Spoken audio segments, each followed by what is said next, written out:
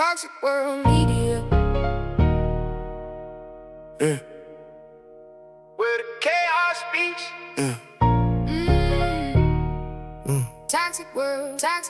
Toxic world media. What happens when a career built on provoking strangers collide with real-world consequences, and suddenly the internet can't protect you anymore?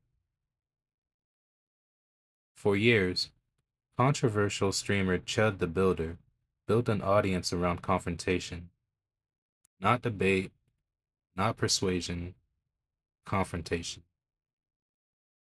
The formula was simple: walk into public spaces, push people's buttons, record the reaction, upload the chaos, collect the views. But now, a man who built a brand around provoking others is sitting behind bars, facing attempted criminal homicide charges after a shooting outside a Tennessee courthouse. Today, we're breaking down how one of the internet's most controversial creators went from rage baiting for clicks to facing charges that could potentially keep him in prison for decades if convicted. And importantly, what's this entire situation reveals about the business model of outrage itself. Because this story isn't just about one creator, it's about an internet culture that rewards escalation until somebody finally crosses a line. The rise of live stream culture created a new type of celebrity, not musicians, not athletes, not even traditional entertainers. People whose entire brand revolves around generating reaction.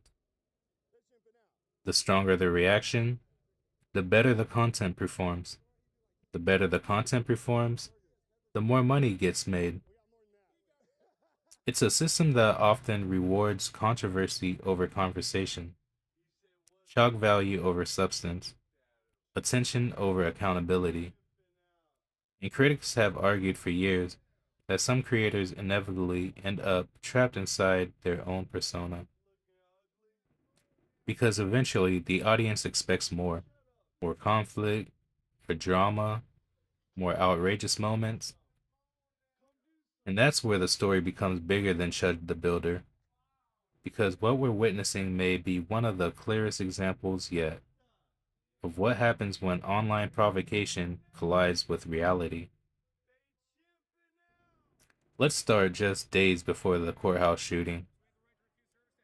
According to the arrest reports, Eartherly was involved in an incident at a Nashville steakhouse on May 9th. Authorities alleged that he refused requests to stop live streaming inside the establishment. The situation reportedly escalated into public disturbance.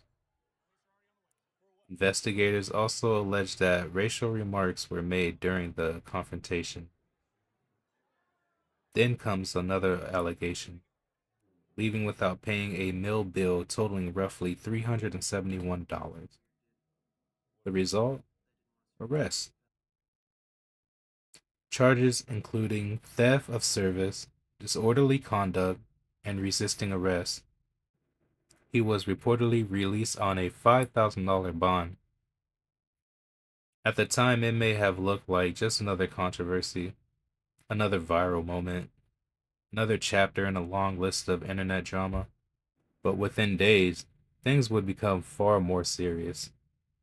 On May 13, outside the Montgomery County Courthouse in Clarksville, Tennessee, an altercation reportedly broke into involving Early and a disabled veteran, Joshua Fox.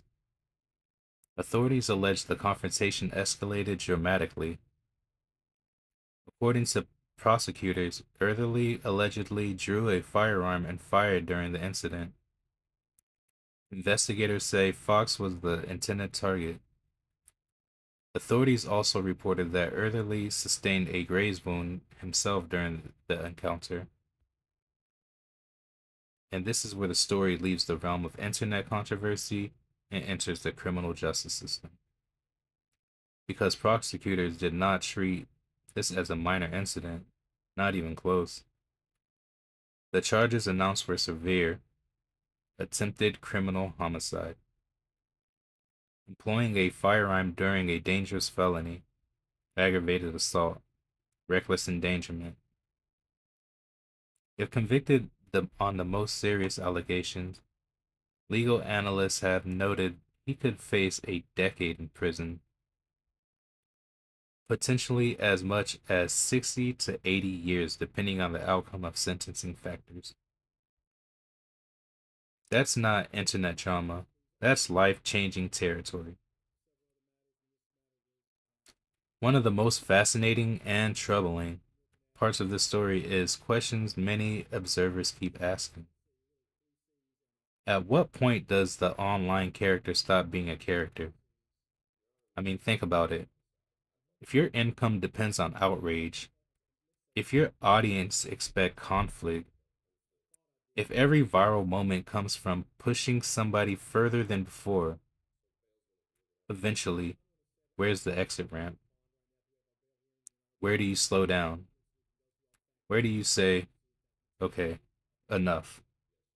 Because algorithms don't reward moderation. Moderation doesn't trend. Calm conversations rarely become clips, but confrontation spreads fast.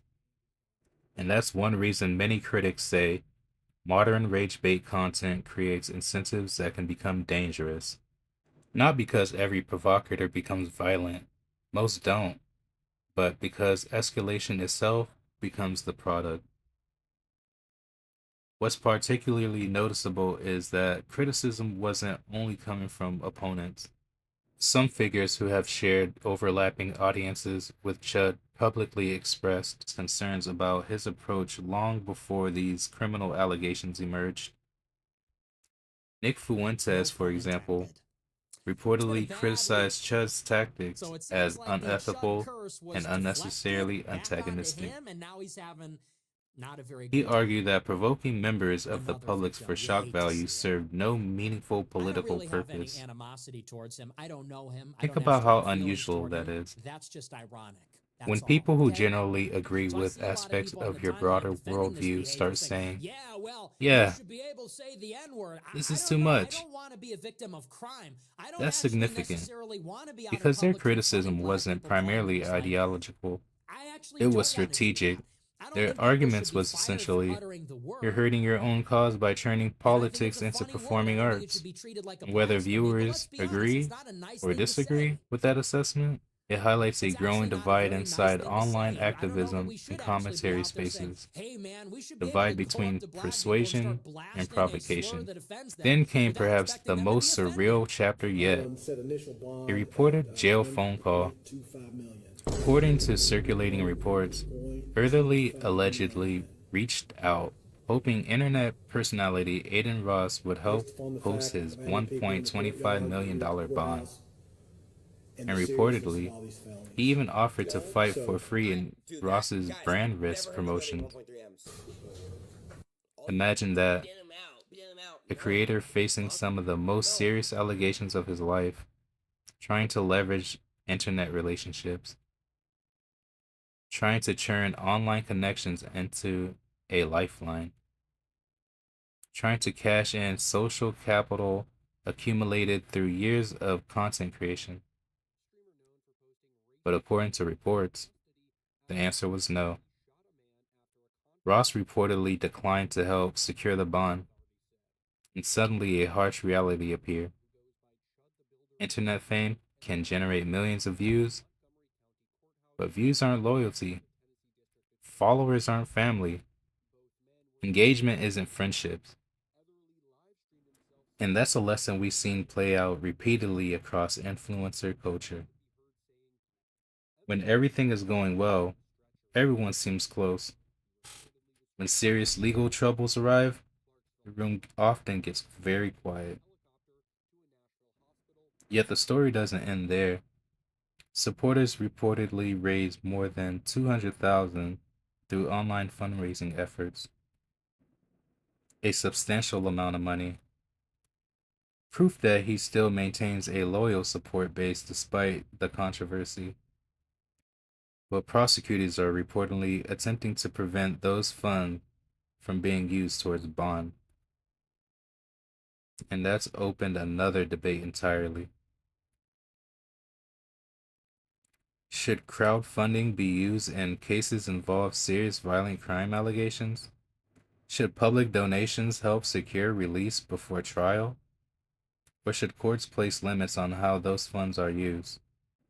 Those questions extend far beyond the individual's case.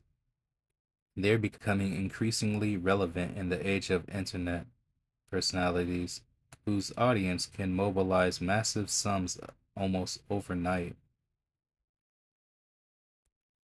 Here's the twist. The biggest story may not actually be Chud the Builder. The bigger story is the ecosystem that created him. Because outrage has become one of the internet's most valuable currencies. The angrier that people get, the more they watch, the more they comment, the more they share, and the more the platform profits. And when outrage becomes profitable, escalation becomes inevitable. Every creator faces pressure to go a little more further, push a little harder, be a little more shocking than yesterday, until eventually somebody miscalculates and reality pushes back hard. That's why so many observers see this case as a warning sign, not just for controversial streamers, but for an entire online culture increasingly built around public confrontation as entertainment. To be clear, criminal allegations remain allegations until resolved in court. The legal process will determine what happens and what responsibility, if any, ultimately exists.